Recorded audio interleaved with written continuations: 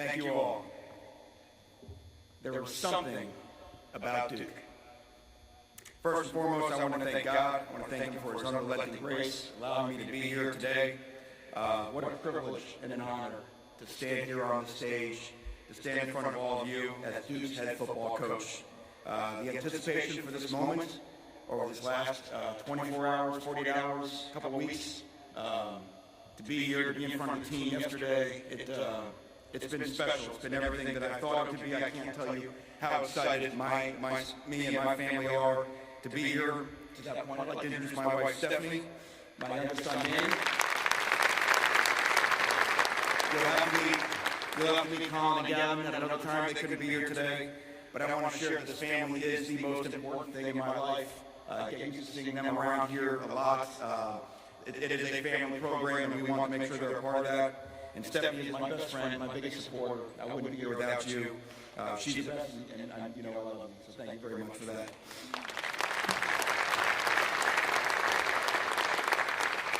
But there's something about Duke. So the story begins really in the last couple of years, okay? The first character in the story is none other than David Feely, right? And as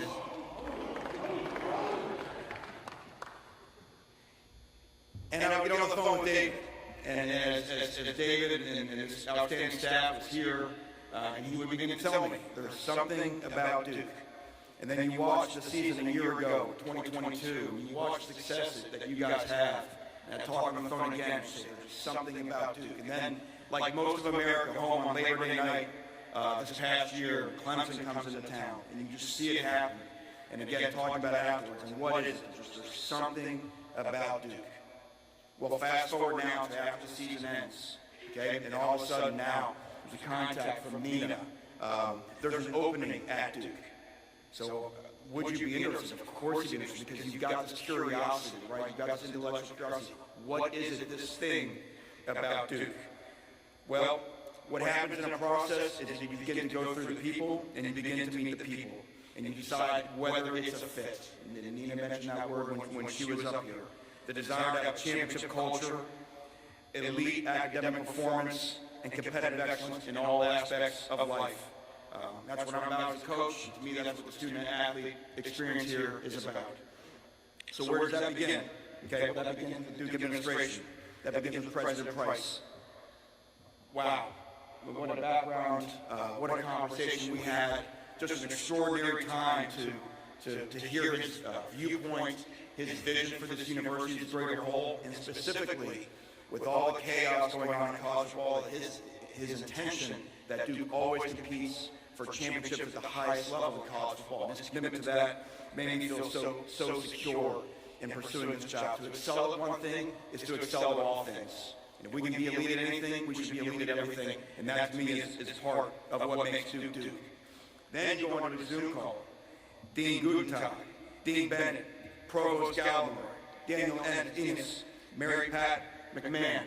And you're going through and you're looking at the bios and the track record. We're talking about building spaceships going to Mars. Holy, I mean, and every person you meet is more extraordinary than the next. And then just in the conversation and what Duke means to them and what it's all about. And you're just more and more interested, you're more and more engaged. And then it's about Nina and her, and our relationship and her to have faith, even to give me a call to get an idea of what type of man and what type of coach I am. But the more I spoke with her, the more I spoke with Art Chase, I didn't let up. The passion for the student-athlete experience, to have the best student-athlete experience in the country is where we were aligned. In addition, as she mentioned it, collaboration and connection. Two things that I'm all about, okay? In the time that I've been here, okay, hearing the conversations with some of our tops, with all of our supporters, some of our boosters, hearing their mindset, hearing what makes them, hearing their backgrounds, and it continues to trend. The next person you meet is more dynamic and more extraordinary than the last one, okay? And I hear words like galvanize, I hear words like people wanting to come together, okay? So you got all this in mind. And I think back, and I think of, someone who I learned a lot from was a mentor to me, David Cutcliffe, when I was head coach in the ACC, and we were on all the coach calls, and I saw the success that he had here, and then obviously what Mike Elko did, and the energy he brought to this program, and the wins the past couple of years, all these things go into play, right? But then ultimately, it's got to be about the young men in the locker room. There's something about Duke. And as a collaborator, I feel like even though you're all here to hear me talk, I'm here to listen. I want to know what makes Duke special. I had an opportunity to have a team meeting in front of these young men yesterday, but I tried to get as many as I could in my office in the time that I had afterwards. And there was one young man in particular who said something, and then it finally clicked. The whole story, there's something about Duke's story finally made sense. And what he explained to me is this. He said, when we're on campus, and this is a direct quote, we are surrounded by the best people in the world. Say that one time. He said, when we're on campus, we're surrounded by the best people in the world. And when we come back into our locker room, we think we have the best locker room in the world. And that's it. That's the something about Duke. That is the culture, okay? That is the key. That's the most important thing. That is the thing to me right now that is so worthy of protecting, okay? There's been a time of transition. And as I told the team yesterday, when there's a time of transition, the human brain is built to separate us from the whole, to think of nothing but itself. And what we realize in this game, and this is why I think we all love this game, it's a game where individual goals, individual achievement come through team success. If you want to be great, you need the team to be great. You need to pour into the team for you to individually get out of this game what you want to get out of it. But you have to believe in something. You've got to believe in something. You've got to believe in something that's bigger than yourself. And there can be doubt under the uncertainty that we've gone through the last couple of weeks. Doubt can creep in. The what to believe in, the what is it? You believe in Duke. You believe in the people at Duke. And it's not a one-man show. I know there's only one person talking right now, but this program is not going to be about me. This is going to be about us, starting in the locker room and everybody else. In college football, alignment wins. And the most aligned staffs, the most aligned universities, the most aligned booster groups, when everybody's pulling in the same direction, okay, those teams win. And when you don't have that, you can always look and see a reason why. For some reason, those teams always tend to struggle. I feel blessed that I am in a place that has pure and proper alignment. And I want to thank, again, President Price and Nina for that opportunity. Thank you both very much. So as we mentioned, what matters right now? Okay, what matters right now is that current team. We've got to keep that current team together. There's great talent. There's great people in that locker room, and we've got to build on that. The first thing in order of business is that they got to go win a bowl game. They got to finish the season.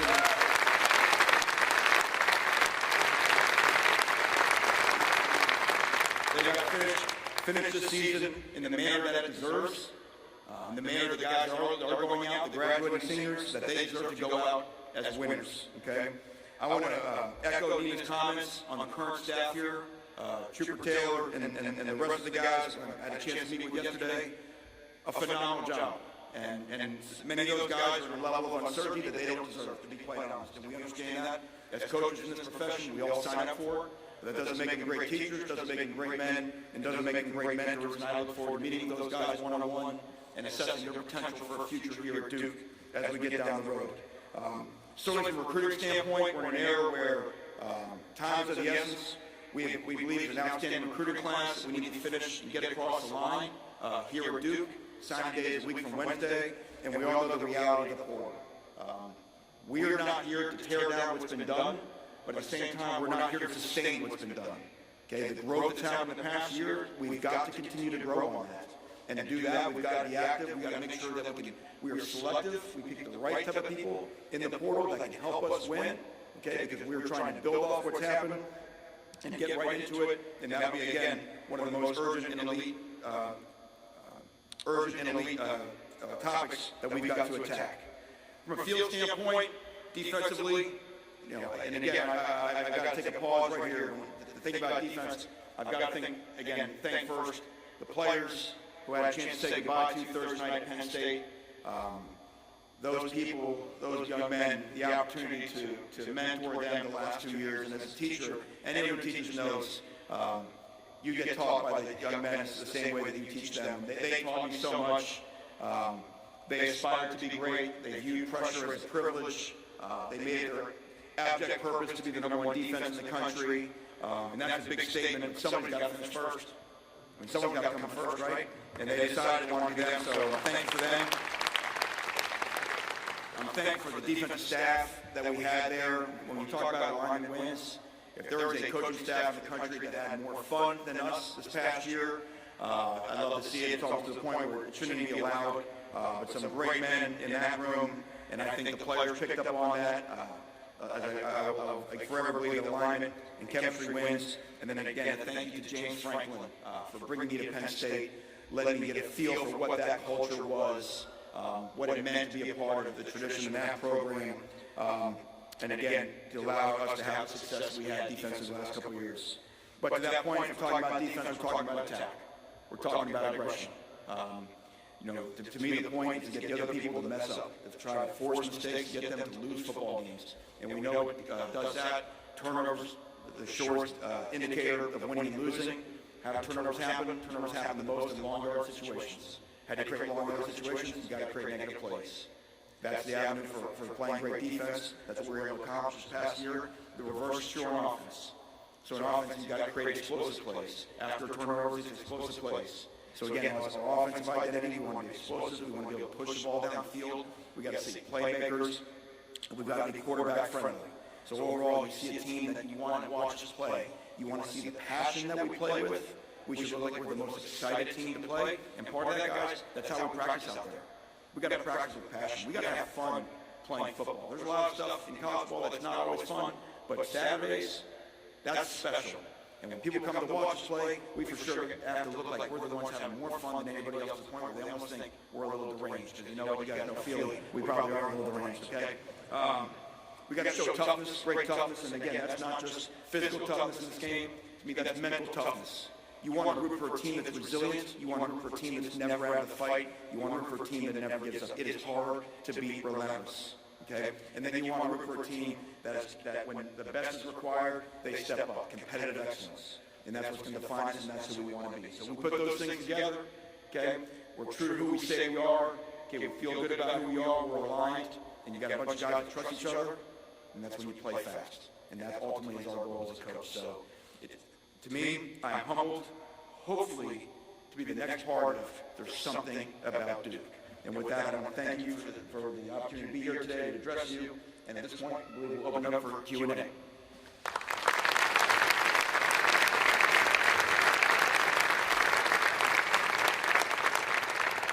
Coach Diaz, thank you so much. We'll now open the floor for questions from the media. There are microphones located on either side of the middle section. We ask that you please use the microphone closest to you. Please identify yourself and your affiliation. Aaron Beard, why don't you get us started? Hey man, Aaron Beard of the AP. You were a first-time head coach at Miami, so there's always the experiences of having to learn what it means to sort of be the guy in charge and run a program. Curious what you took away from those experiences, and also it didn't end the way you wanted it to there. So I'm curious kind of what your thinking was when you left there about the opportunity of being a head coach again. Yeah, you, like anything, you learn so much. If you're a first-year starter, or the first time you're a position coach, the first time you're a coordinator.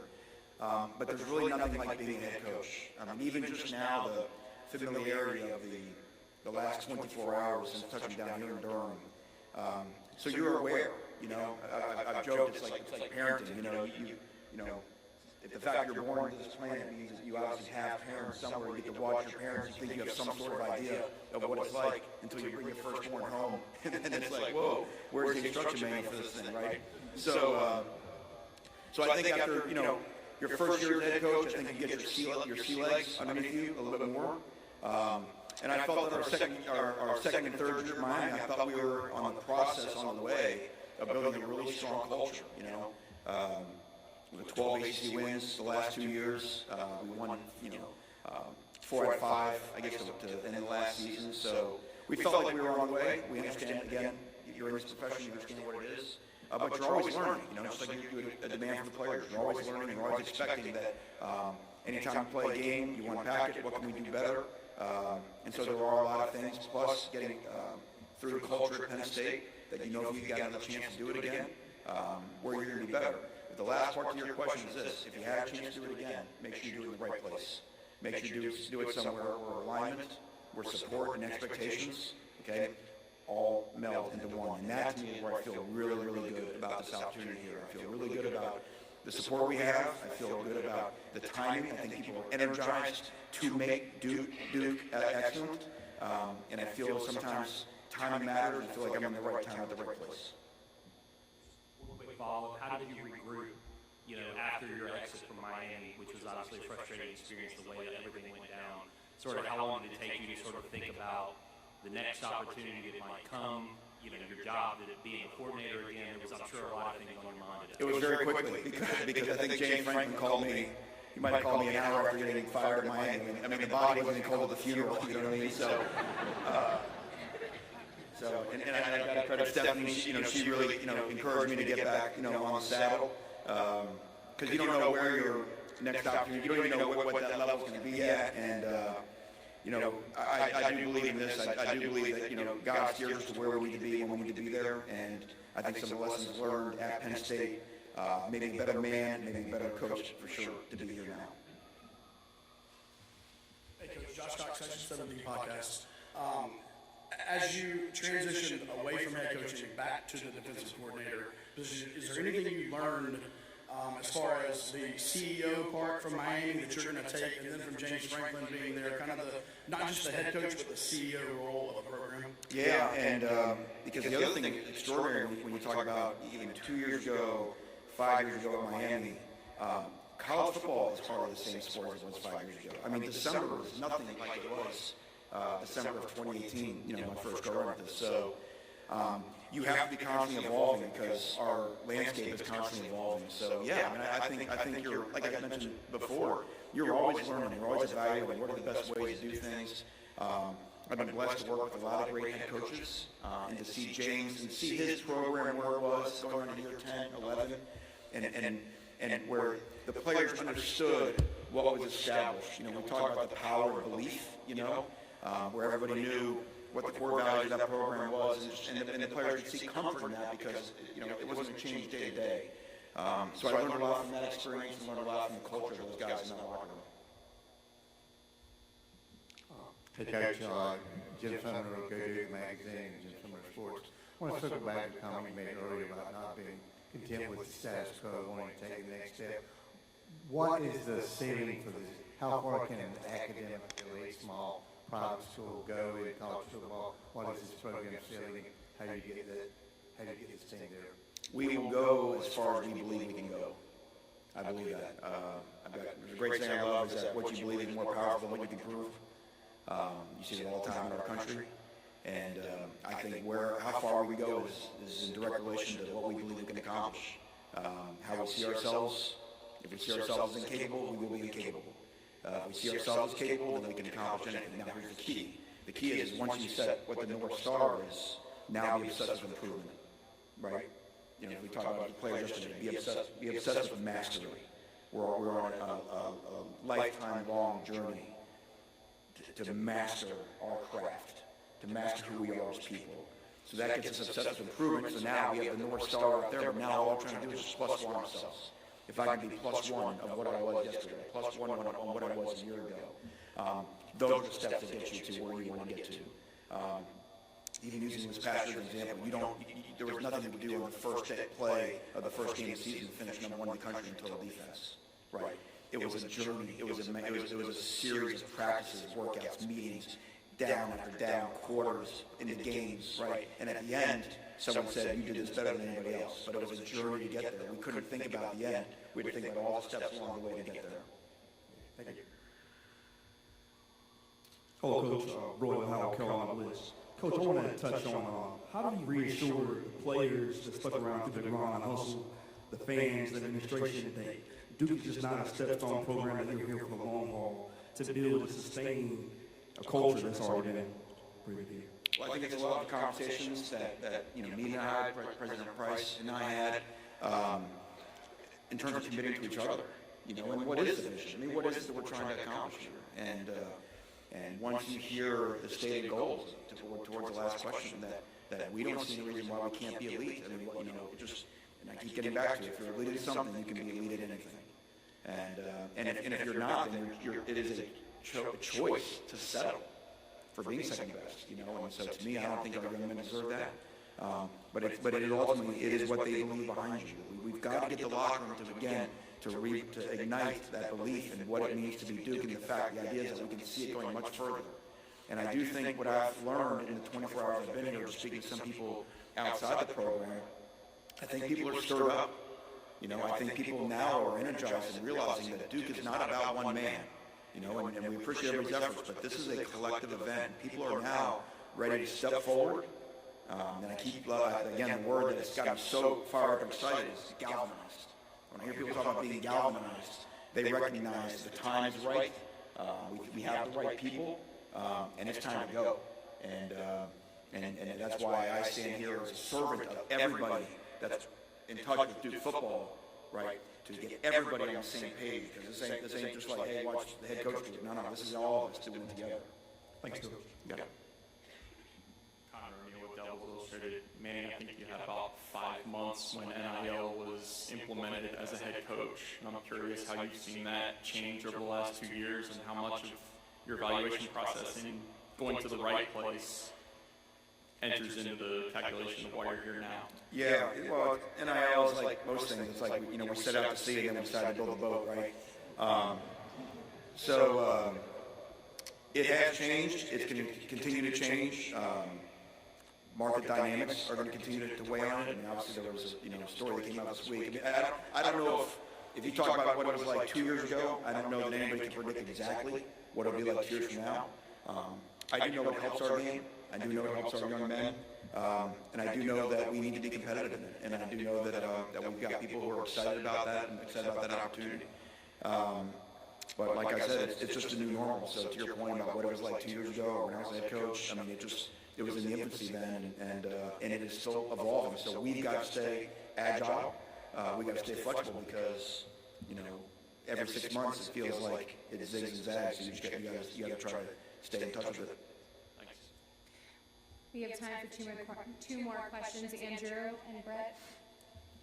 Hey, Coach, Andrew Long with the Duke Chronicle. It's a bit of a two-parter. The first question is, what do you want your time here to be defined by, and what's your barometer for being successful? Oof, I mean, we're already asking legacy questions, you know. And, the press conference wasn't bad, right? You know, I mean, 1-0, right? There's James Franklin, right? 1-0. So all you can do is go 1-0 today. That's actually pretty funny. I will assure you of all the things I've been thinking about, what I want to be remembered by or whatnot is Dallas. But I will say this, I mean, to me, like any coach, it's going to be about the relationships. All those guys behind you, like I told them yesterday, at some point someone's going to tap you on the shoulder and say, that's it for football for you.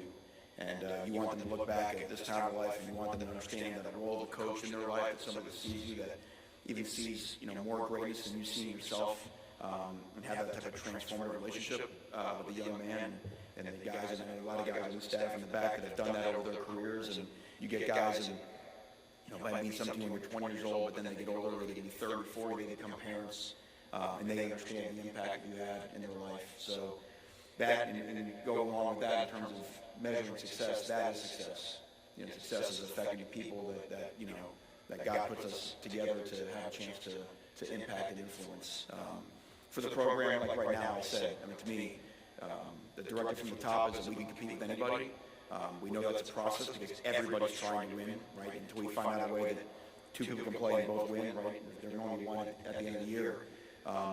So we again, as I mentioned, we see what the ultimate goal is, and now we look at the next step ahead and just, you know, focus on improvement. Brett Friedlander, SaturdayRoad.com. Manny, as much of a whirlwind as the last 48 hours has been, the next 7 to 10 days are probably going to be even crazier between assembling a staff, re-recruiting the players you have now, putting together a signing class, and maybe even recruiting guys out of the transfer portal that were here last year. Where do you prioritize? How do you prioritize? And what do the next few days look like? Those guys first.